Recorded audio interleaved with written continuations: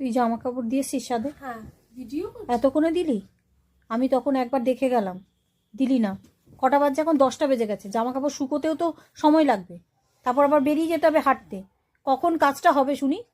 এই লেপ কম্বল ছিল, তুই বেরোতেই পারিস না। এগুলো কি করেছিস বিছানায়?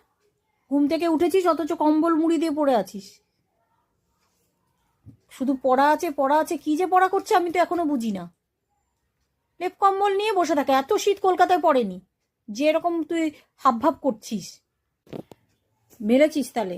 সেই তো মেলতে হলোই তোকে, তা সত্ত্বেও তুই বায়না করবি আর তুমি মেলো তুমি মেলো। আমার অপারেশন হয়েছে বলে তাই আমি যেতে চাই না ছাদে। এইটুকু বোঝার কি ক্ষমতা নেই? নাহলে তো আমি চলেই যেতাম।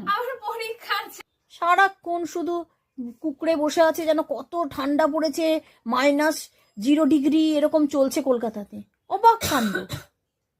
বলে বলে পারা যায় না যে জামা কাপড়টা মেলে যা। আবার দেখো, আমি